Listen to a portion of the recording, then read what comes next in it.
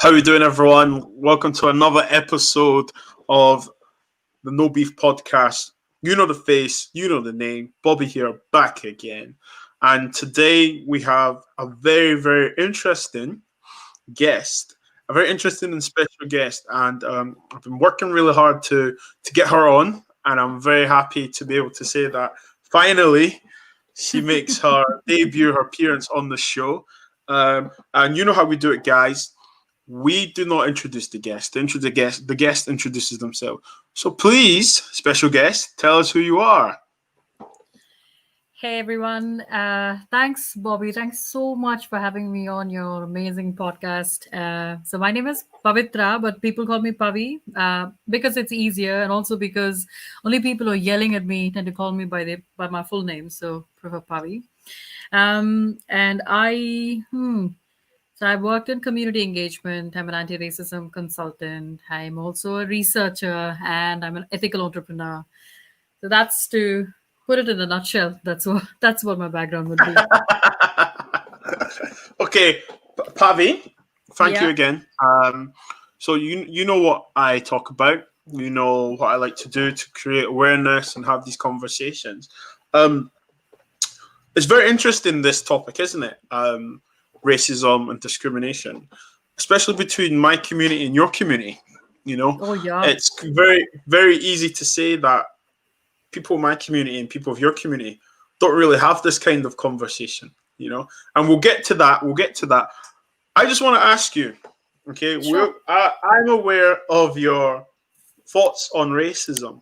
Okay, now I'm sure you could briefly tell me your thoughts of racism. Okay, and tell me about a time where you've not only been racially discriminated but discriminated against. You're a female. I'm sure there's going to be times. I say I'm sure. No, I take that back. I'm not sure. I'm sure that there could have potentially been a time where you've been discriminated against because you're female, not just because Mhm. of your origin. Okay, so yeah, please take it away. Right.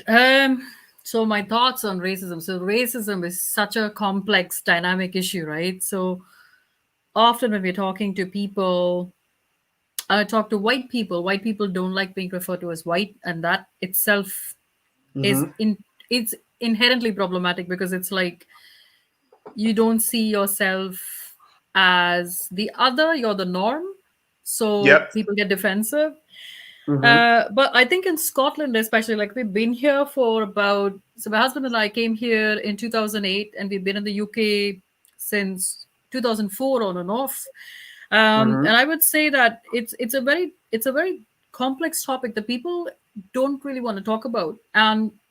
And as a woman of color, as an Indian woman, we have the intersectionality element as well. Like, so I'm a woman, Yep. I'm brown, and Mm-hmm. it is something that I really struggled even in academia to explain to people, especially white colleagues, because they just didn't get it. Especially white Mm-hmm. men, they just didn't get it. They were like, and they still don't to a great extent.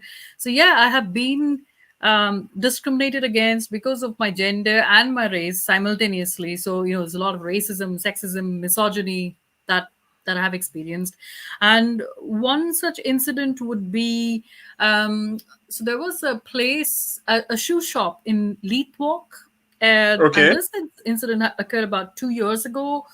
I was there with my son, and I'd gone in to get my shoes fixed, and the person, I think he was the owner, and he was really kind of very abrupt. He was very abrupt with me, and he said that he couldn't fix it. And then he said, well, I can take a look at it. But then I didn't like the way he spoke to me. And my son had walked in with his foot scooter after looking at him for permission and consent. And he had said, you can come in, lad, you can come in.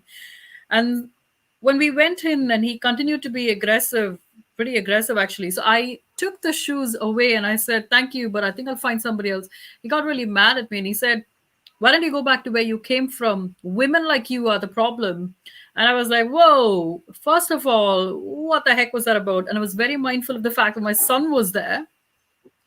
And I wanted to continue to have a dialogue that was respectful and calm. You know how we're expected to be calm and polite, even when we're Yeah. experiencing oppression, right?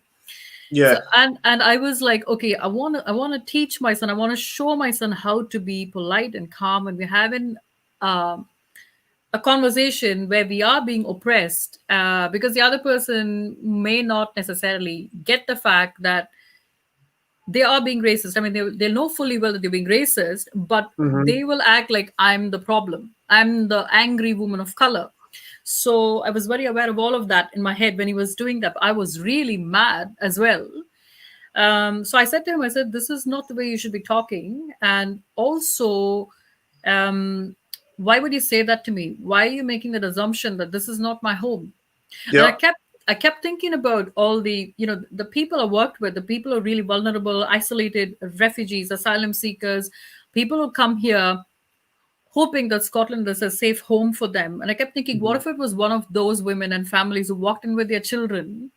And I was like, I'm not going to let him get away with it. So I said, look, this is unacceptable the way you're talking to me. And he said, get out of my shop, get out, both of you. And my son was just in shock as he was around this, and we Hmm. walked out of the shop, and I continued telling him, and I kept my voice calm, and I said, this is not okay.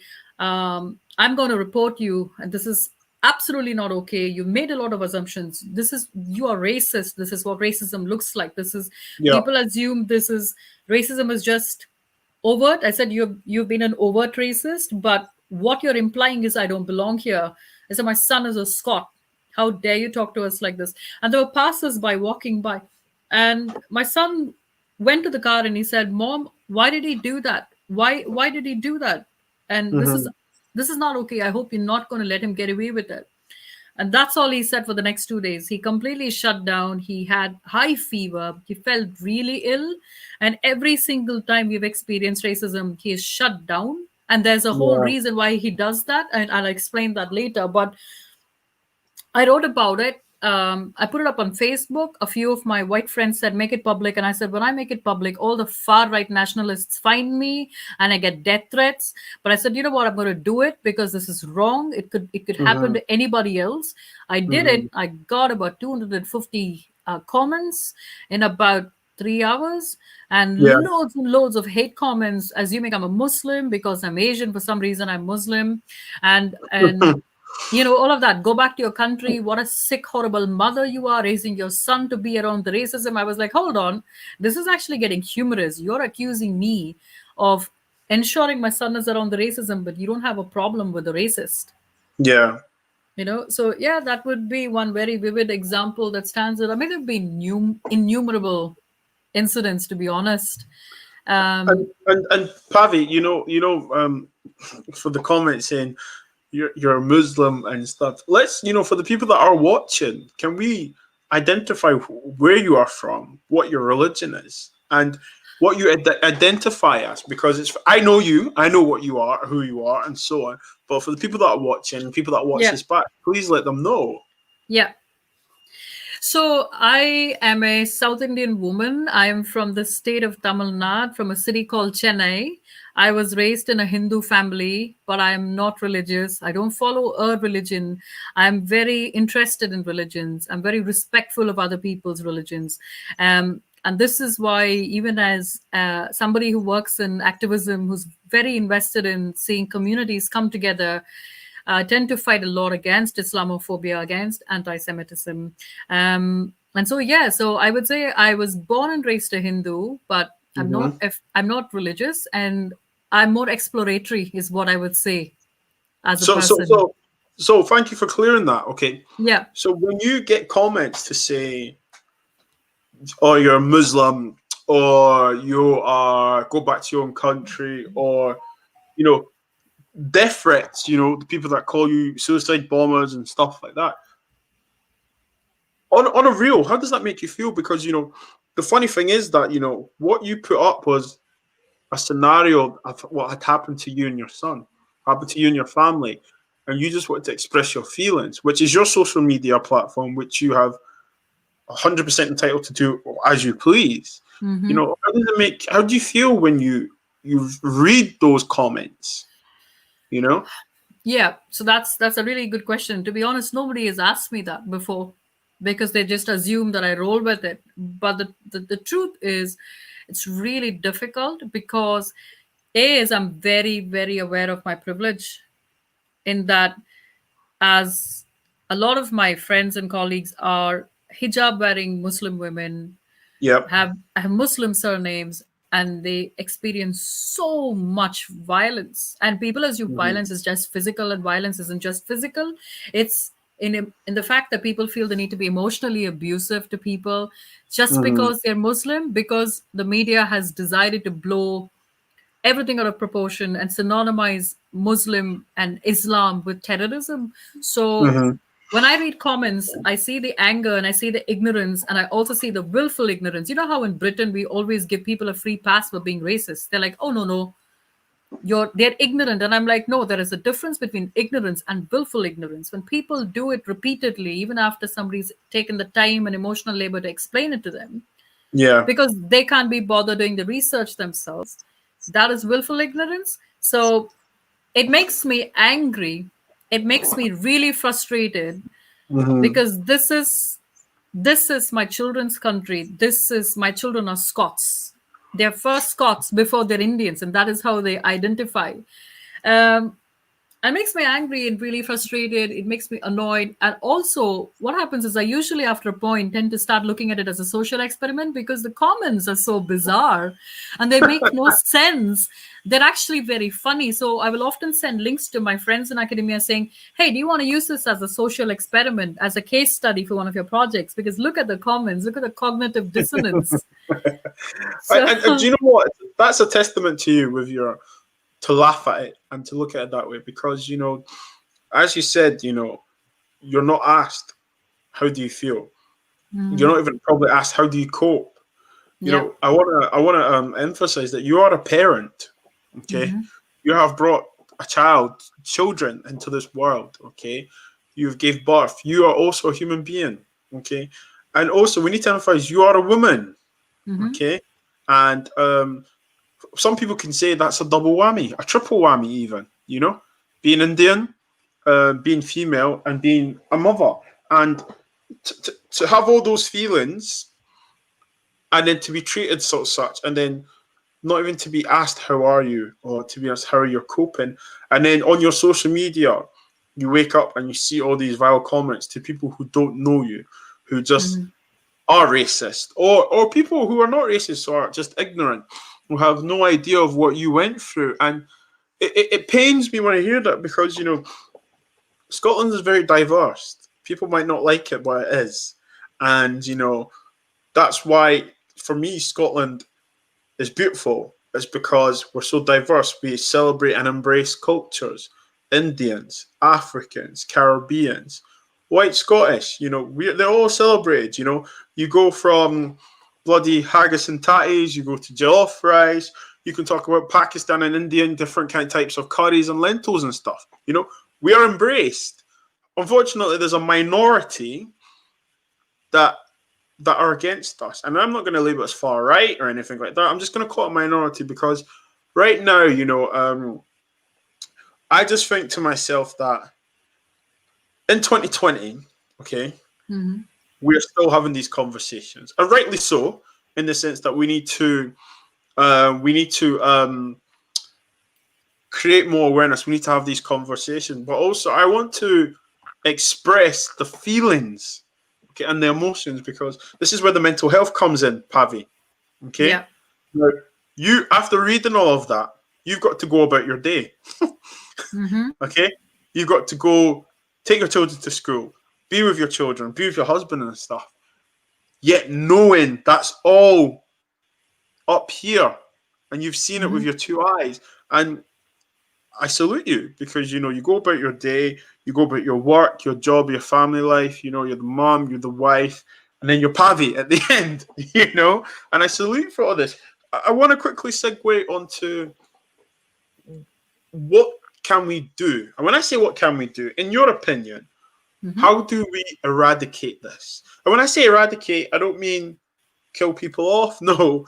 How do we eradicate this idea of not accepting and respecting the difference, the diversity in Scotland? Because I mean, you know what I do, everyone knows my idea, my passion, and what I'm very passionate about and what I want to do and stuff. But in your opinion, what do we do? What would you like to do? How, and also, how do you contribute to Mhm. creating awareness? Right. So again, thanks for asking me these very important questions, because I want to go back to something you said about the diversity, because I think that's very connected to the current work that I'm doing. So when we talk Yep. about the diversity in Scotland, right, we're about 7% BAME people, and I have a I have a problem with the umbrella term BAME because it doesn't necessarily celebrate us individually. Okay. It's easier for policy reports because it's basically saying it's white versus the other. So Mm-hmm. there is lots of conversations even in academia where, like, how do you want to identify yourself? So there's that. And obviously BAME also includes the white ethnic minorities who don't experience racism, who experience xenophobia, bigotry, who experience Mm-hmm. prejudice and the various Yep. ways in which it manifests itself. So when we talk about diversity, I think when we first moved to Scotland from England, right? England, where all we lived, it was all very diverse. Like we could see Yeah. lots of black and brown people. It doesn't mean that there wasn't racism. There was a lot of racism, obviously. Yeah. We felt really welcomed in Scotland. But I always refer to not talking about racism like peeling the layers of an onion skin. When you Okay. start peeling the layers, and that's what I experienced in Scotland. We didn't experience any overt racism in Scotland until Brexit. We had some microaggressions, such as, did you come here and learn English? Oh, are you sure you're going to understand what I'm going to say? And, oh, you're from Madras? Is that Madras chicken curry? And I started to realize, oh, so people in Scotland don't study Scottish role in Scottish, basically in colonial history. How did the Scots go about enslaving black and brown people? So they don't study Yeah. that. And they don't know the connection between Scotland and my native city of Madras, as the British called it, which is basically Chennai. Mm-hmm. Um, and the more I worked in activism, so I'm co-founder and co-admin of Anti-Racism Education Scotland, which is now, as of yesterday, 4 months old. And we have written, my co-admins are amazing women. We have written and collated and compiled a whole bunch of like thousands and thousands of learning resources, which are basically free for people to learn and unlearn. And it is challenging. A lot of people find it challenging, but challenging in a positive sense because it gives them an opportunity to question their biases and unlearn a lot of inherent Okay. prejudices and racism. Okay. What we're finding on via that page, as well as my community grassroots activism, which I did for about 8 years, was that like people in Scotland have a lot of difficulty having conversations around race and racism because Mm-hmm. there is a lot of claim to Scottish exceptionalism. It's like saying, no, we were oppressed by the English, so we are not as guilty as the English. And I'm like, you know, claiming that doesn't exonerate Scotland of its Yeah. role in enslavement. Yeah. And that is because a Mm-hmm. lot of people here don't know Scottish history. They don't know how Scotland profited from India's wealth, for example. Mm-hmm. How Glasgow's port and Greenock port was built off the wealth of India. And how we were known as the corn chest for Scotland. So it's a lot of this lack of awareness. So I would say what I'm doing currently, and I've been doing for more than a decade, is like having conversations around race and racism, and also via research. So in the early years, we're looking at how can we incorporate conversations around race when the children are young, because Mm-hmm. people assume that children are the problem, but the children aren't the problem. Children are actually picking up things that they're seeing, the repeating patterns of behavior that they've observed around them, in the environment or within, from their family. So Yeah. it's practitioners in the early years, because in Scotland we call them practitioners, but in England and Wales and Northern Ireland they're teachers. So how do we actually challenge the mindset of practitioners and say, look, you will have biases, you will have racist biases, because you have grown up in a white country, you've only seen people like yourself. So, how is it possible for you to not make assumptions and not have biases towards people of color when you don't Mm-hmm. even know how people of color have actually contributed to your healthcare, to your economy, to your history? Who's built all of these monuments around you? How do you think that happened? And on that, Pavi, and Yeah. on that, I hear what you're saying, and like I agree with you to an extent. And we also need to, when you need to remember, like, there are people of all communities that unfortunately are racist, and this is not just white people. And So I'm um, going to cut you there because racism okay, is very different from prejudice. Racism is prejudice hmm plus power, and that power is embedded systemically. So when people of color have prejudices, what we need to remember is we can't call that racism. It's internalized racism because we are not oppressing hmm somebody for being black or brown, but we are oppressed, or we have been for centuries, by white people in positions of power for being people of color. So this is something that when it comes up quite often in training as well, because I often make, every single time I have to make the distinction between prejudice and racism, and some white people get very offended. And I'm like, okay, okay, why do you get offended? Let's look at examples. And we talk about hmm apartheid, we talk about colonial history, we talk about the transatlantic slave trade. And I say to people, it's not that people of color do not have prejudices, but we don't have systems in place that can actually oppress you hmm and ensure that you're marginalized, because we don't wield that kind of power. And I often send them, I don't know if you watch Amir, I'm blanking out on his name. So he's an Australian comic. okay, And he and his comic partner, they did Fear of a Brown Planet, and he did this brilliant segment on reverse racism. I often send them that link, and then it clears it up for them.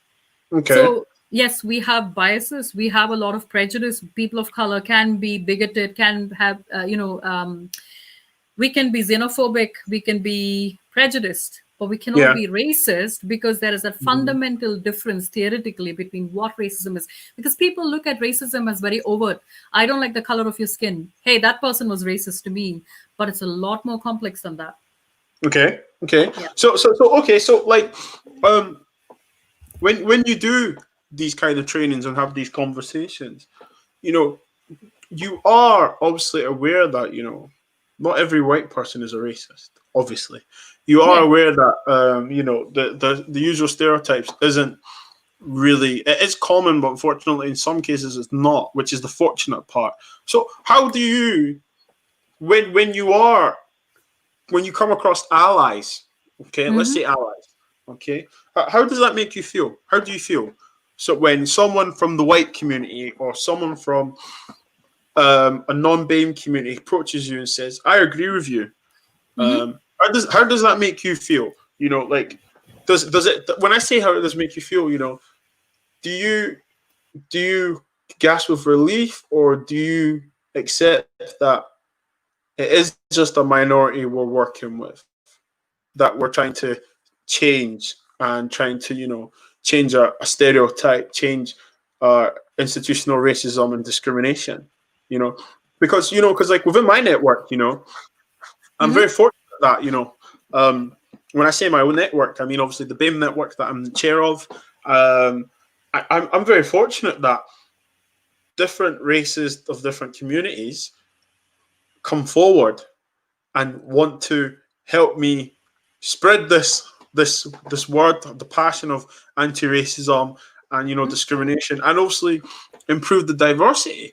So I hear what you're saying, and the reason I'm asking is because some people could be watching this and think, oh, not all white people are racism. I just want to clear that you're not saying that. What you're saying is that in your experience, um, you felt that you've came across people who are against you, and the majority of that have been white people. So I'm turning it around and saying, when you have got support from allies from the white Hmm. community, how is it? Talk me through that kind of scenario. What's the conversations like? How does it make you So, feel? what's very interesting, Bobby, is that a lot of the allies on the anti racism education space, or people I work with, the first thing they say as white people is, Pavi, I Hmm am racist because I benefit from racism, I benefit from systemic oppression. And then the unlearning begins. And I always say to white Okay. people, allyship isn't claimed, allyship is witnessed. hmm So when people automatically say I'm an ally, like I would not go, like I'm not LGBTQ. I would never go to a lesbian or a trans friend of mine and say, "Hey, I'm your ally." They don't need to know that. I need to Got you. show via my action that actually I'm supportive. Got you. So, Okay. for example, in India, and I always put it in perspective as well. Like, for example, when white people say, um, "Oh, you're doing anti-racism work. Are you anti-white?" I'm like, no. Is that your understanding of anti-racism? Because if Mm-hmm. you're talking about our oppression, does that make you defensive? Why does it make you defensive? When I talk about racism, because it's Mm-hmm. almost like all of a sudden there is a power imbalance. People are not used to, like white people, because the society is structured to benefit whiteness. Okay. People don't necessarily understand what whiteness is and how it protects them. Okay. And so So this then, when no, carry on, carry on, carry on. yeah, this then leads to lots of very interesting conversations around white privilege, for example. So Mm-hmm. then people are like, okay, so are you saying that as a poor white person, I'm privileged? I'm like, let me put it to you in perspective. So I said, like in India, when I grew up, I'm an upper caste woman. So although I never went consciously to people from the lower caste or non-caste or really poor people and treated them badly, it Mm-hmm. doesn't mean that I did not benefit from my being an upper caste woman. So you see, Okay. even though I didn't go out of my way to do that, it would be remiss on my part to say that my position in society was not oppressive. Okay. And so when I say that, sometimes they'll say, "Ah, I see what you mean." So it's like we have power in different scenarios. I'm like, that's right. That's what privilege is. So I said, if you're a white man, and you're a cis white man, you have cis privilege, male privilege, white privilege. It does not mean you may not have your share of problems. It means that the color of your skin is not one of them. Your not Mm-hmm. being cis is not one of them. You may not be LGBTQ, and that's not one of them. And then it clicks. Mm-hmm. So when I have these conversations with white people and they say, okay, here's what your learning units have taught me. What you and your co-founders have done is that you've shown me in what ways I benefit from the system. And I'm like, how did that make you feel? And they're like, yeah, actually, it makes me realize all the different ways in which I've messed up, but all the different ways in which I can do better. And then I'm like, oh, this is good. Because that's when it clicks for me that something of what I've done has made an impact. Because what happens is you get a lot of pushback when you're talking to people about something as Mm-hmm. complex as racism. Mm-hmm. So in Scotland, we do get a lot of pushback, Yes. and we know that there are, because, these are difficult conversations that we are having. Mm-hmm. And, and And and you know what? They are difficult conversations we're having, and the reason I'm having this debate with you or argument is because it I just don't know, we shows were that. arguing. I Yeah. I just think that depending on your experience, it can make you feel a certain way, you know, Hmm. and I can only talk about my experience and how I felt. And then it does imprint on how you feel and act towards communities and so on. Um, Hmm. Moreover, not however or but, moreover, I have learned from these experiences, and I'm using that motivation because I don't want the next person to feel like that. The Yeah. next black person, the next Indian person, the next white person, the next anyone to Hmm. feel like that. And that's why I'm thinking, not even thinking, this is why I'm trying to do and act and have conversations like this with people like yourself to create this awareness because, we are all, believe it or not, trying to work for the same result here, equality and diversity. And it, it, it, it it's hard when you come across obstacles or people's hatred. Hmm. And my next question to you, okay, is it harder because you're a woman? It certainly is. Like, I get a lot of crap from men across ethnic groups, across races, if you will, and I say races within quote because in sociology, race is a concept that doesn't exist, right? It was invented by white people to oppress. So Mm-hmm. men in particular, or masculine people in particular, don't necessarily like what I have to say or what my co-admins, who are also women of color, have to say. And it's been I would say this has been set in stone since I was in grassroots activism. I've been in grassroots for 20 years. Tell us Um, more about actors. Yeah, activism. Yeah, tell us more about that. so in India, I'm an ecologist, which is what I Hmm. did for a few years after I've got a double master's in ecology and environmental law. I did pre-med, Brilliant. and then I went on to do ecology and environment because I was very passionate about conservation, human Hmm. rights, and supporting communities. So I worked in the forests with tribal communities, looking at the legal aspect of what they did, also like how were they Wow. sustaining themselves. I worked in Hmm. isolation in places that didn't have electricity and water. I worked in really poor areas in different parts of India. And then when I moved to a corporate for like 16 months. That's all I lasted because I was so used to roaming the jungles and the forest and listening to animals in the watering hole that I really struggled to sit in front of a computer and work. And also because there was a lot of misogyny and sexism as well. Like they did not like people generally don't like outspoken women because there's a lot of, tarring of the brush of a woman's role and place in society. I'm just going to Um, stop you there. I'm going to stop you yeah, there. Okay. yeah, People don't like an outspoken woman, right? hmm, I'm going to quickly segue because yeah, at the weekend, some may say that this woman that has been made vice president is a very outspoken woman, uh-huh. and she said something very, very, very interesting.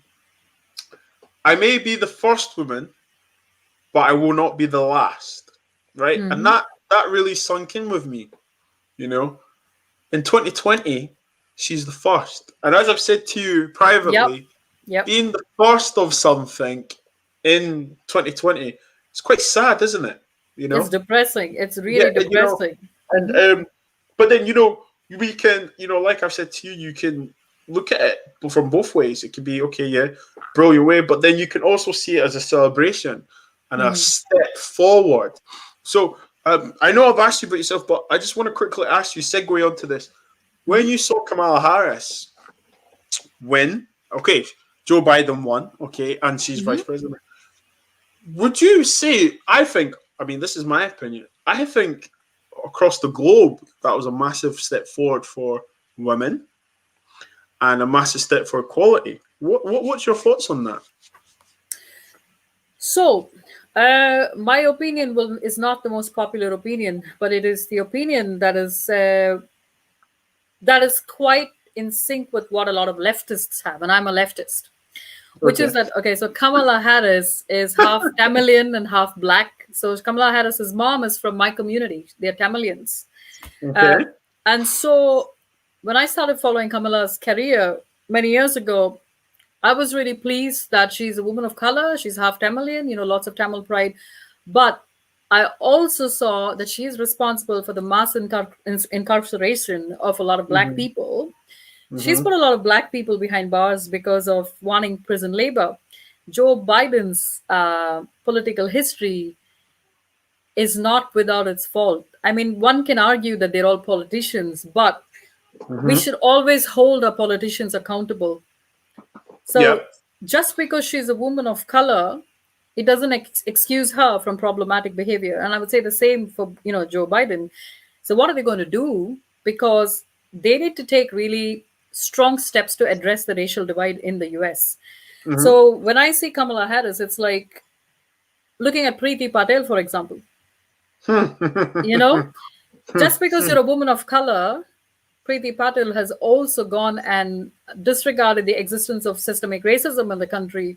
So it's a double edged sword because, yeah, she's a woman of color, but Kamala Harris needs to be held accountable. And so people are going to keep pushing back. And that's the right thing to do. That's what you do in a democracy. Okay. So, yeah, I'm not sure because I feel like, as far as American politics is concerned, and that will have a ripple effect in Britain and in Scotland. So we've got to be careful. But the thing is, voters had to vote between a rock and a hard place. They didn't really have a lot of choice. So there are Mm-hmm. a lot of people celebrating Biden and Harris because there are some people like anybody other than Trump is fantastic. And that's how a lot of people feel. Yeah. But a lot of people who are steering Black Lives Matter organizations and movements, and those of us doing anti-racism work, we are under no illusions that that's going to be a lot of work. And when people don't recognize that Harris has been responsible for mass incarceration of Black people, especially in Asia, in South Asia, and Tamil Nadu as well. People are celebrating in her native village that her mom is from, saying, Yeah. "Oh my God, we are so excited." But what we tend to do is we see what we want as humans, because that's our Mhm. biases. So it's for me, I'm very aware of the reality of the situation and expectations as to what they need to do as leaders. So that's where I stand as far as Kamala Harris and Joe Biden are concerned.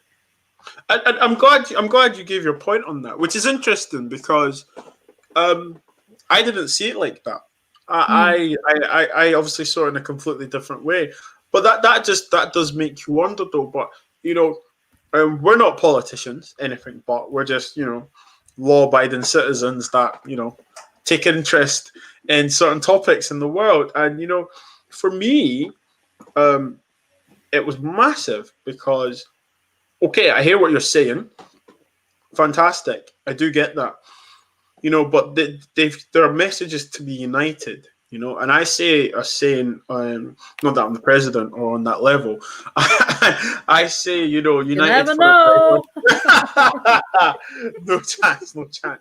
I say united for a diverse future, and Hmm. I'm very, very, very, very strong and passionate about that because you can only deal with what's in your own house. And when I say your own house, city, workplace, household, country, and so on. And obviously, it does tend to, like visibility. People do say what they see, what they want to see. However, for me, I just think equality is starting to prevail. It's starting to prevail. We always talk about having representation in the room. We talk Hmm. about having um, females in the room. I feel like one of the biggest countries in the world, we are achieving that. Okay, he is a politician. He is a politician, obviously. Um, a bloody chocolate mug is probably more useful than Trump. Do you know? So I just think that yes, there's loads of work to be done, but let's acknowledge the massive coup and the massive um, illustration that's going on now. We are slightly, not at fast pace, but slightly moving to a new kind of world normality where we are going to try and be equal. And look, let's be honest, we don't know what he's going to do. We don't know what he's going to do, but it normally does affect the UK, and we'll see what happens. I know Joe's Irish. Yeah. He comes under the ethnic group for me personally. So so we have an ethnic president.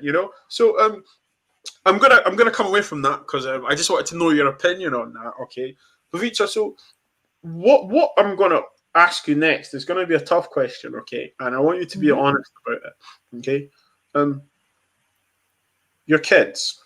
Okay, Hmm. the future you want them to grow in, or the society you'd like them to grow in.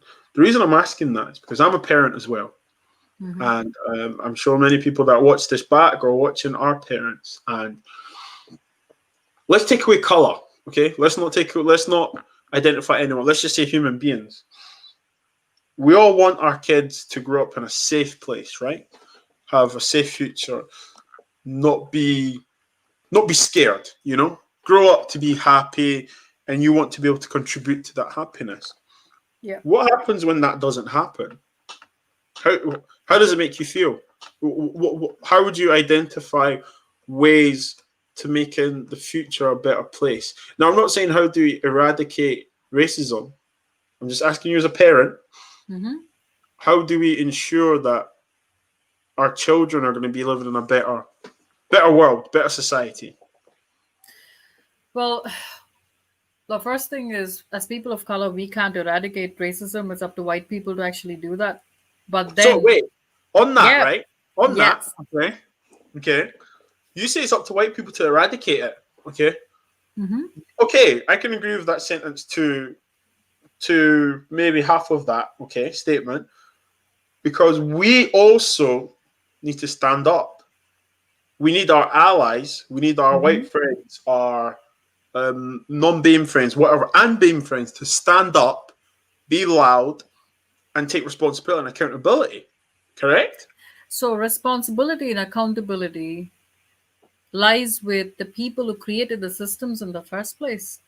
It Okay. doesn't mean, so when I say that it's up to white people to dismantle it, yeah, it is up to them to dismantle it, but it doesn't mean that we stop using our voices. It means that right now, and how it's been for hundreds and hundreds of years, it's been up to black and brown people and indigenous peoples in different parts of the world to actually say, look, we are oppressed, can you please hear us?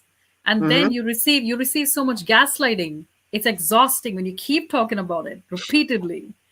And it's like, it's not that you don't have access to, I mean, you have access to Google, you have access to different search engines, you have repositories, you have Mm-hmm. libraries. What's stopping people from making an effort and saying, oh, you experience racism, oh, that's not my problem? People do that very often.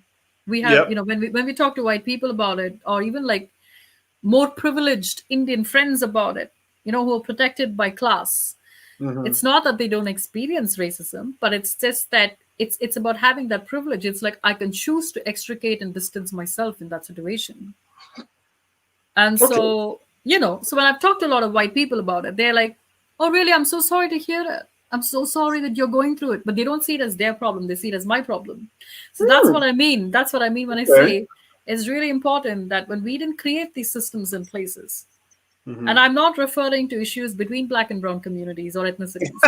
I'm referring to the issues that we have, between white people and people of color around the world, because this is something that follows us wherever we go because of systems in place. We're not exempt from it. Even being a rich black man doesn't exempt you from experiencing racism, right? So yeah, so that's what I meant. And coming back to the future and what we would like for the kids.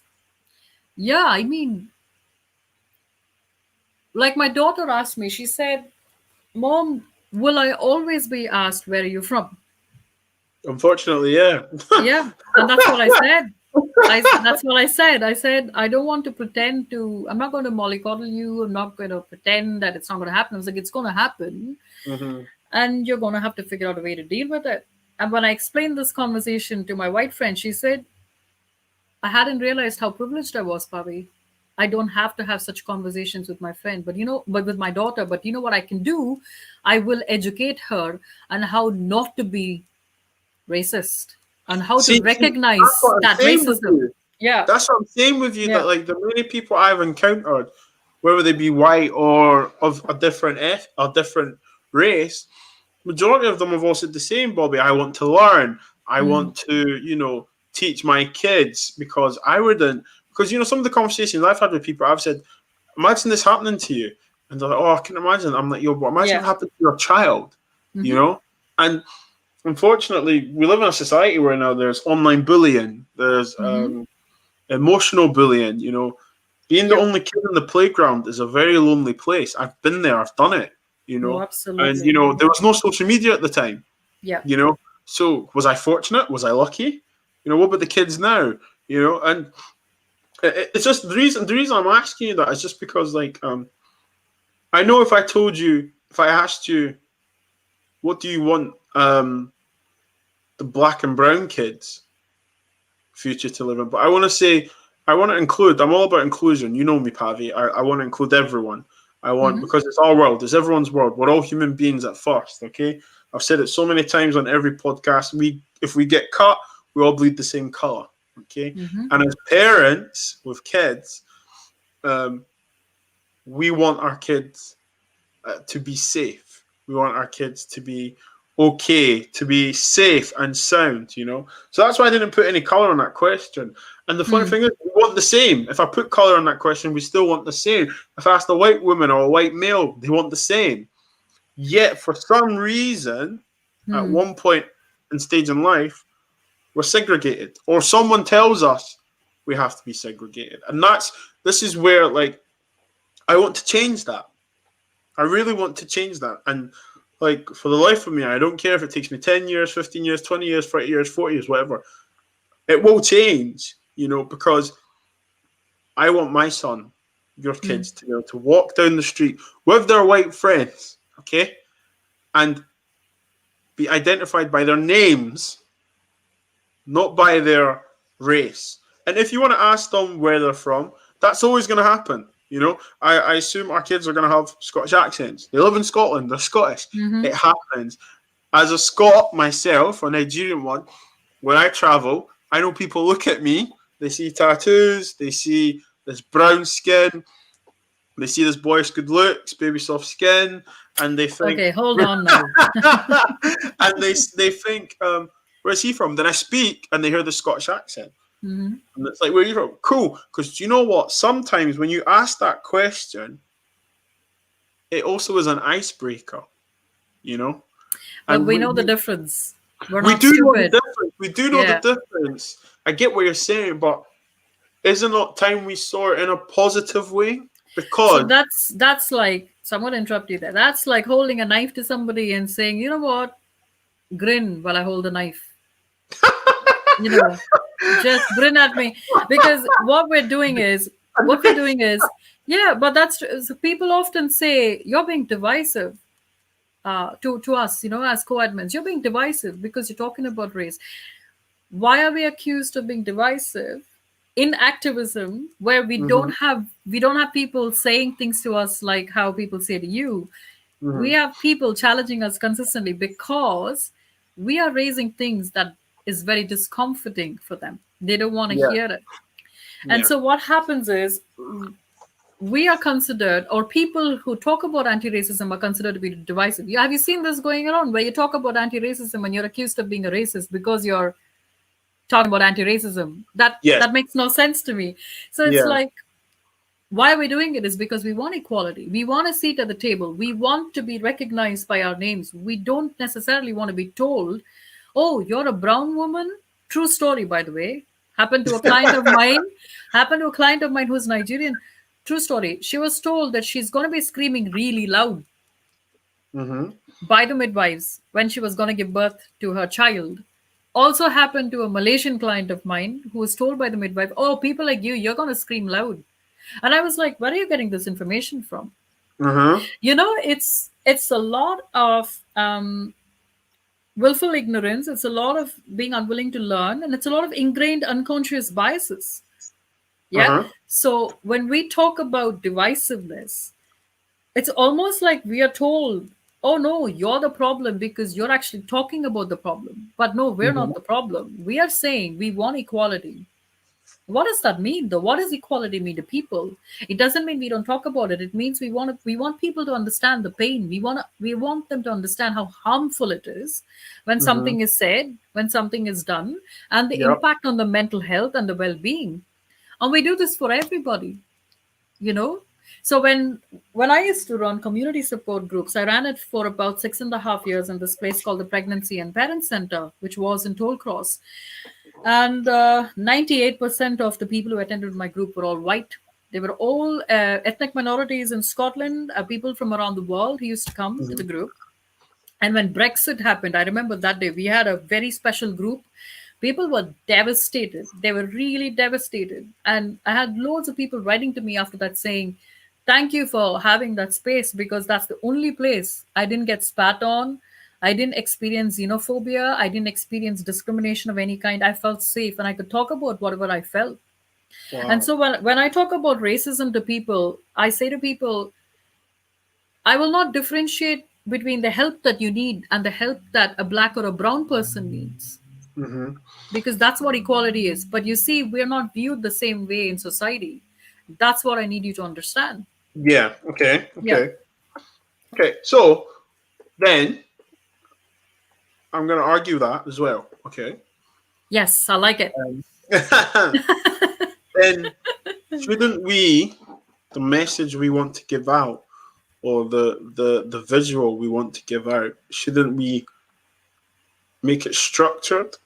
Shouldn't we tailor it in the sense of to try and break it down in a more simpler way so people do understand it. So it's not seen as forceful. It's not seen as it's either this way or the highway. It's to say that, look, we understand that you may not understand how we feel. Okay, you obviously can show empathy, 100%. Parents from any class or anything, people get discriminated against every day. Unfortunately, Mm-hmm. it happens. However, if we done the message in a way that it's not bashful, it's not forceful, it's all positive, in a way where, because positivity is contagious, Pavi, Mm-hmm. and would you not think that would be a better approach to engage and invite more people? Because That's I a good think question. Yeah. the way I'm doing, sorry, it stopped you there. I No, think the no. way I'm doing it, because we're both trying to reach the same thing, aren't we? And I think the way I'm doing, I'm trying to change it. I'm trying to get people's attention, but I'm not trying to bash them with it. I'm trying to say, look, by the way, are you aware of this happens? Mm. And are you aware it happens to your colleagues? So are you You know, saying that I bash people's heads in? Is that what you're no, saying? no. Anything but. What I'm saying to you is that, like, you know, I'm asking you, you know, Yeah. your approach, because I know sometimes it's received. No, let's not say received. I know the way you are. Some people don't like it. Mm-hmm. Okay, and is what it is. And the way I am is just an outspoken woman, which is not Yeah. Well, appreciated in see, see, society, eh? see, see, this is the thing, and that's what I was getting to. Is it people don't like the fact that you're a woman? Is it people don't like your fact that you're an Indian woman? Or is it people that fact that don't want to hear you talk because It's you all are of an it. Indian It's woman? all of it. You know? So I like the question because it goes back to how we are expected to express our oppression. And I talk a Mm-hmm. lot about this in my training as well. If somebody has experienced rape, for example, and you go to the police station to file a complaint, right? Mm-hmm. And say the person taking the complaint says, right, so what is rape? Right? And Mm-hmm. so you've not only experienced the trauma of rape, but you are put in a position of having to explain what rape is. And then on top of that, they're like, don't talk down to me or don't tell me off for asking you what rape is. How dare you question me for not knowing what rape is? And you're like, hey, I've actually gone to the police station to file a complaint, and you're expected to know what that is, but yet you don't. But you're expecting me to be calm and polite when I've experienced this horrible trauma. Okay. So often, this is an analogy that I'll give to people because they can recognize physical aspects of trauma more than emotional and psychological aspects of trauma. Yes. So Good point. so when we talk about racism, people don't often understand that racial trauma is real and that it has long-lasting psychological scars. Yeah. So 100%. I will ask people, how polite do you want me to be? Because I always start off by having a conversation, but then it sometimes escalates, especially in activism, from the other side because they don't like me as a woman saying something that they're saying is problematic. So I can maintain a calm, even tone, but I will always be seen as a problem when I'm talking about something that upsets men, upsets white men, upsets cis white men, upsets cis white women. You see where I'm going with this? Yeah. It's Yeah. like Yeah. these layers in society. So I always tell people, okay, say you're white LGBTQ, right? Say you have to talk about being a white lesbian woman or a lesbian femme for 20 hours a day, every single day. Are you telling me you're not going to get upset? Are you telling me you're not entitled to feel any kind of human emotion? But that's what is expected of us when we talk about racism. So, why should we have to couch our anger, couch our rage, couch our frustration, couch us wanting to be engaging, couch our eagerness, all the different emotions? We have myriad emotions Yeah. when we talk about racism. Why do people get to say this is how you oppress yourself? There's only one way when you talk about your oppression, this is how you must talk about. Where does Mm-hmm. it come from? And it always comes from power and systemic hierarchies in societies. These imbalances are existing in society. and that's where it comes from. Yep. Good point. Good point. Good point. Touche. Good point. I like that. I like that, Pavi. I feel like you were ready for that one for some reason. I feel like that. Pavi. Yeah. Listen, thank you so much. I mean, Yeah. I try and do this now with everyone that I try and get on. Is there anything you'd like to ask me before we wrap up? Yeah. How do you manage? How do you manage? How do you deal with it all? With racism, discrimination, Yeah. or just with With everything? racism. Yeah. With racism. With the pressures of your job and having conversations with people. How do you deal with it? I smile a lot. Mhm. To be honest with you, good question. How do I deal with it? I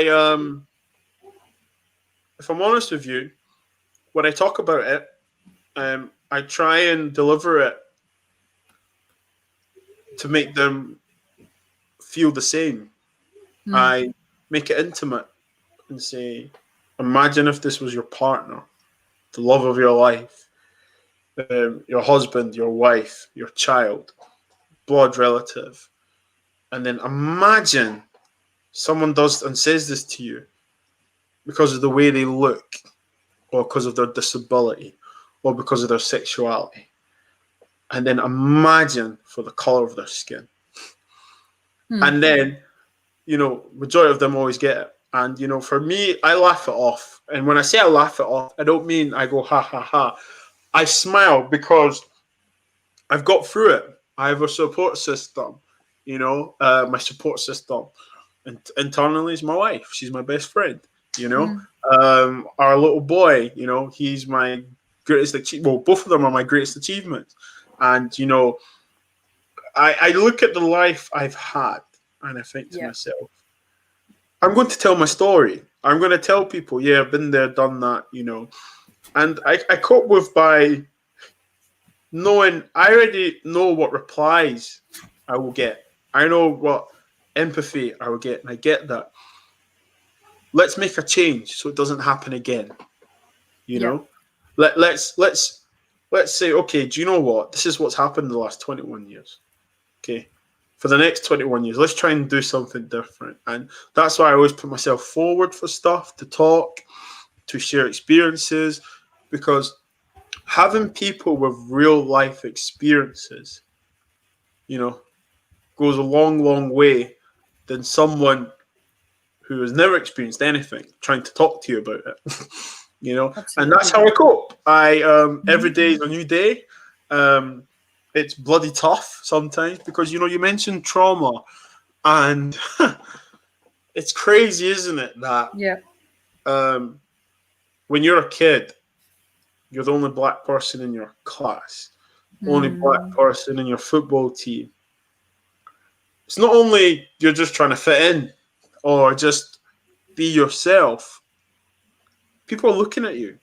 People are staring at you. Not because you're just good at football, or because you're good looking, or because you're black.